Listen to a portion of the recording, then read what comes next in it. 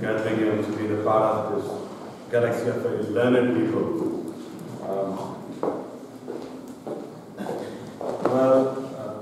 Most of my initial thoughts, being talent with the loss, is that whatever you bring your mental notes are totally discarded by the time 4th, 50th speaker and on. So I was trying to reconstruct my thoughts.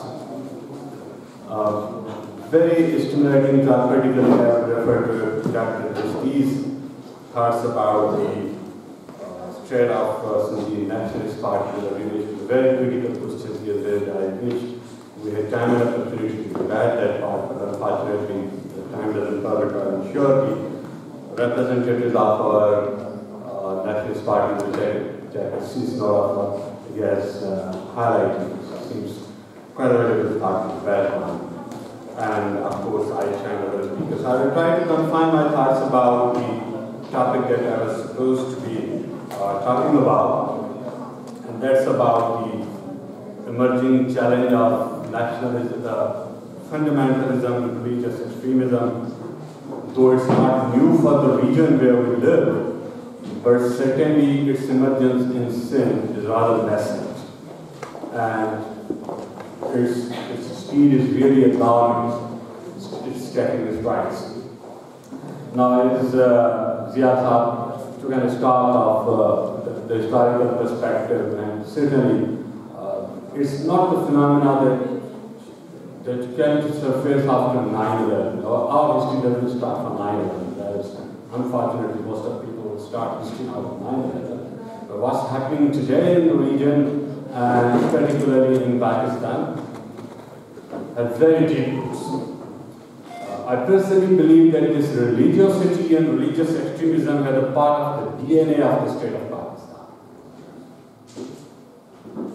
How a state which was originally conceptualized for economic and political rights of Muslim minority eventually turned out to be an Islamic state.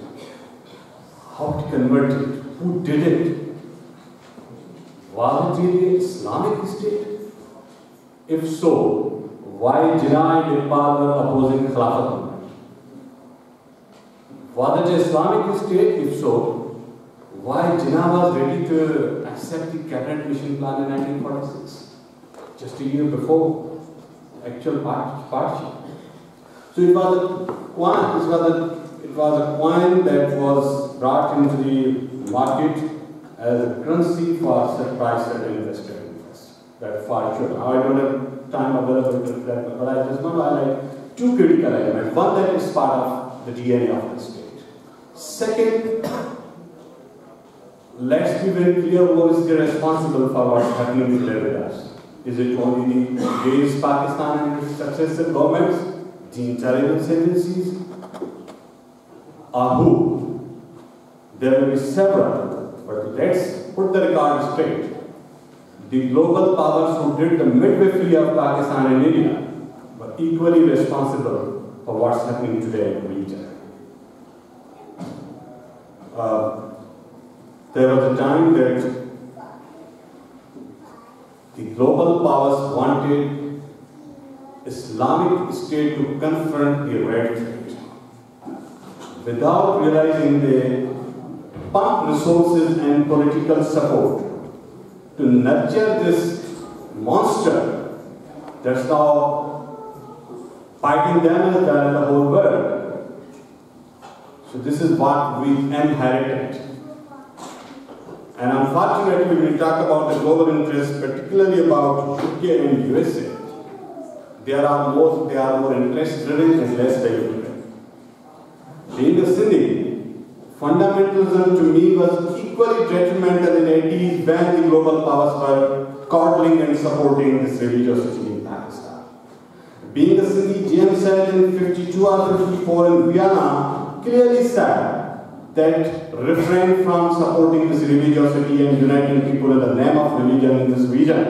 You are creating a monster, you are not able to put it back to the bottom. And now the genie apart. You can't just put it back. So I think our Sindhi genesis was quite clear about it. The rest of the world might have discovered it after 9/11. We knew it long before. Our history doesn't start from like that. Now, the third thing I want to highlight, it was not either 1980 or ZR regime when it started. That's another misperception. Let's not forget our great hero, Buddha. Let's put the record straight. He has other credentials on his credit. I respect that. But he was equally responsible for promoting religiosity in Pakistan. He made it part of the public oath in 1973 Constitution, when the allegiance to Islam and the ideology of Pakistan was made mandatory for every public oath. It was coined as Islamic State. President has to be a Muslim. That was not before that. Now the contradiction is every citizen has equal rights in the 1973 Constitution. But the same Constitution says the president can only be Muslim. And let's not forget my favorite great leader, Naseer Bhutto Sahib has said, the rise of Taliban, part of credit goes to the Naseer Baba when she was the Prime Minister. So it's not just the X, Y, and Z. The scheme is far bigger than actors. I just wanted to put these things on track. Now the question is, we can analyze the history, you can put the blame, you can fix the responsibility, and keep doing it. Bashing USA, UK, whatever. It is there. The problem is, it is there. It doesn't, we can't fend it off by just having correct analysis. It is important, but we can't fend it off. We have to think about it. But Aisha said, we can't just live in the state of denial because no, it's not happening. It is happening. How and why and who is stimulating it? It is certainly happening. And it's a serious threat for the identity and existence of Sindhi nation. If asked me, I would highlight two major threats to the existence of Sindhi nation today. I would say one is the demographic shift in Sindh, and second is this spiraling religious extremism. So it's like a debate of climate change. People say, no, it's not changing. It's happening because of that. Europe did it in the 1850s. Fine, who did it? It's happening. It's there. So this religious extremism, who we always found at the borders of Punjab and onwards, is now have successfully permeated in Sindhi society. And the society is silently transforming. And to not just stop with our condemnations, we really have to think about it. And these relationships, what we have learned from our recent brief experience, these political relationships are definitely interesting. They are not bad. Al-Qaeda is bad in Pakistan, it's very good in Syria. You don't want Iran, now you want Iran because you have to defeat Daesh. You have been supporting insurgents in Syria, now you have to support Bashar. And it's very complex game. Enemy, the bigger enemy, the lesser enemy, the good Taliban, the bad Taliban, the good Palestinian, the bad Palestinian. So it's very complex game.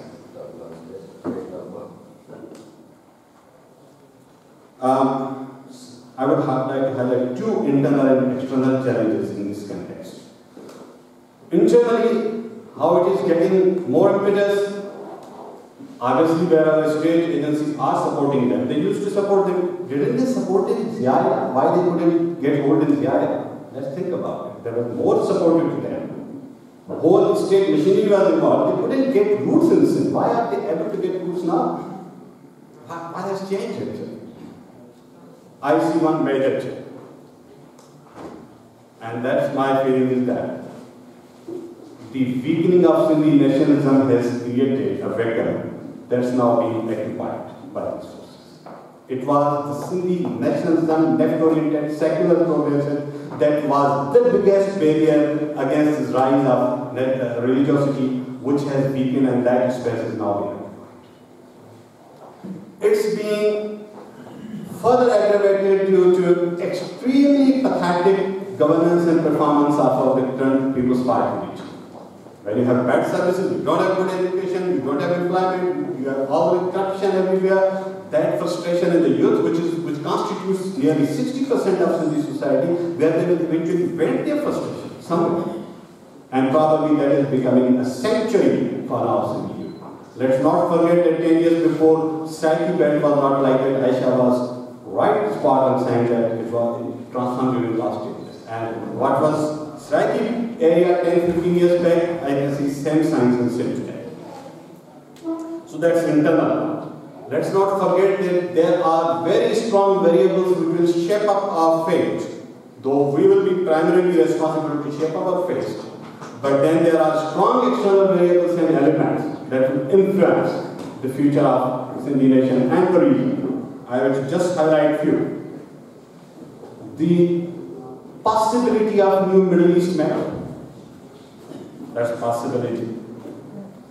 Departure of NATO from Afghanistan. How will Afghanistan behave in the coming years? How will behave with Afghanistan in the coming years as well? Not just Afghanistan.